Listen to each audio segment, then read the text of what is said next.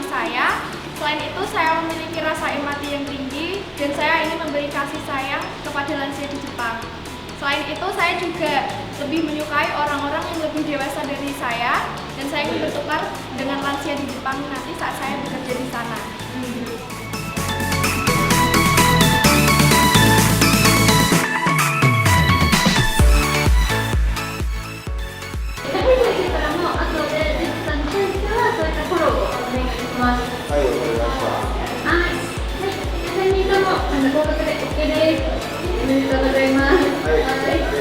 Jadi yang bertiga udah dianggap lulus ya. Oke, terima kasih.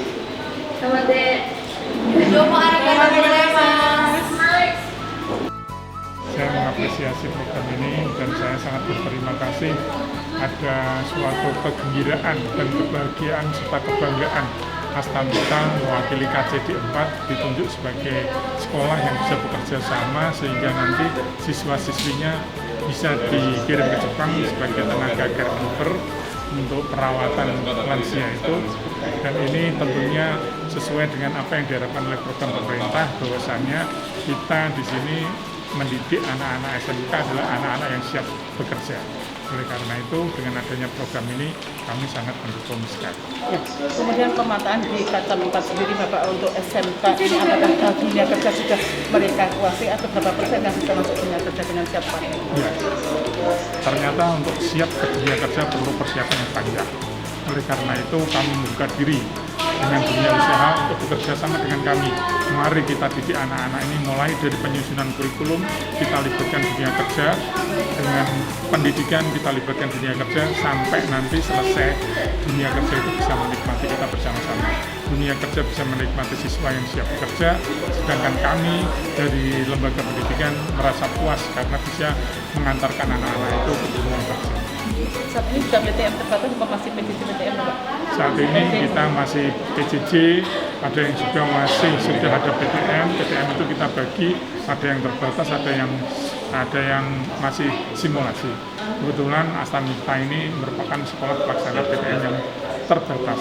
Sejak dulu dia sudah menunjukkan kesiapannya untuk melaksanakan itu, dan sampai sekarang kita masih mempercayai untuk melaksanakan PTM. Ya.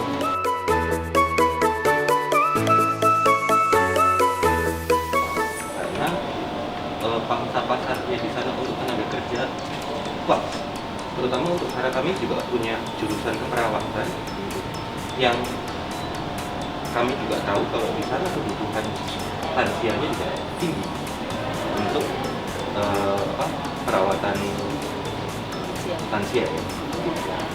Rencana pengembangan ke depan? Rencana pengembangan ke depan ini kan kami baru ini generasi pertama ya. Kita mau melihat ini nanti efeknya seperti apa dulu. Dampaknya juga buat kedepannya mau seperti apa, kita melihat dulu evaluasi. Ya.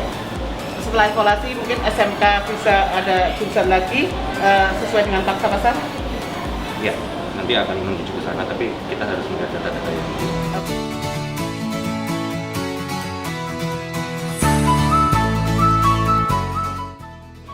Jadi sebenarnya ini adalah program kaitannya dengan latar belakangnya adalah dari pemerintah itu kan katanya SMK itu penyumbang pengangguran terbesar gitu. Nah itu menjadi semacam pemikiran saya tuh, penyumbang pengangguran. Akhirnya kaitannya dengan bahwa di luar negeri itu lansia atau pasaran tentang perawatan lansia itu tinggi, terutama di Jepang dan negara-negara Asia Timur, negara-negara Asia Timur. Akhirnya kita menjalin kerjasama, sebenarnya sudah lama, tapi ini kita realisasikan lebih baik gitu. Realisasikan akhirnya menjadi program yang kita tetapkan di tahun ini harus terlaksana gitu. Kemudian memang kemarin terjadi penundaan karena memang COVID, jadi Jepang tidak mau menerima tenaga asing ke negaranya, tapi kemudian dari informasi kok November ini kok boleh masuk gitu. Akhirnya ini cepet-cepet nih, saya juga kaget loh, kok ini udah psikotes, ini udah ini, nggak apa-apa. Tapi ternyata orang tua terutama yang menjadi ini ya, mengambil keputusan terbesar tentang hal ini mendukung.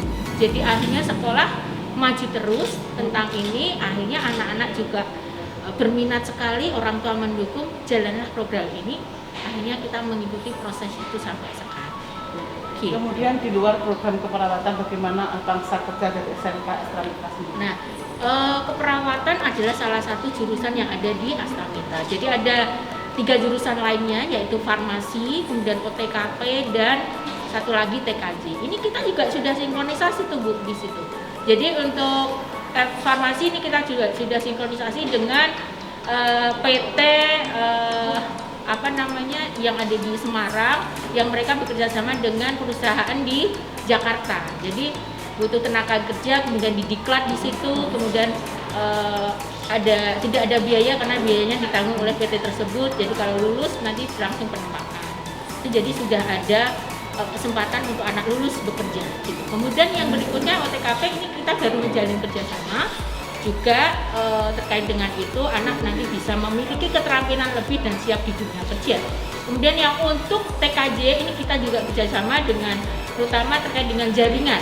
Ya jaringan, nah anak-anak ini juga ada yang sudah diklat karena mintanya baru 2 ya kita tempatkan 2 anak di sana selama 6 bulan. Ini berjalan juga. Insya Allah nanti ke depannya ini berlanjut terus dan kerjasama ini kita kembangkan lagi tidak hanya dengan 1 atau 2 dudika ya, tapi dengan beberapa jadi biar banyak pilihan untuk siswa untuk nanti mau kemana mereka. Gitu. Satu lagi penguatan soft skill di lulusan SMK itu kan sangat penting. Ya.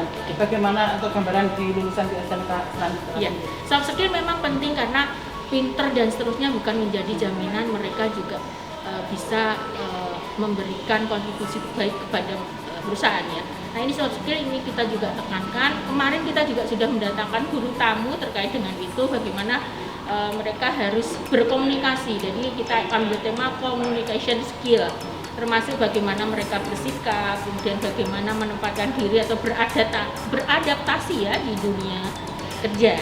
Ini kita juga mengundang bahasanya ya praktisi-praktisi yang kompeten di bidangnya, terutama untuk soft skill, memberikan motivasi mereka harus berjuang, struggle, kemudian kuat dengan lingkungan kerja dan seterusnya. Kita sudah mulai untuk memberikan bekal soft skill ke siswa-siswa sejak dini biar mereka siap di dunia kerja.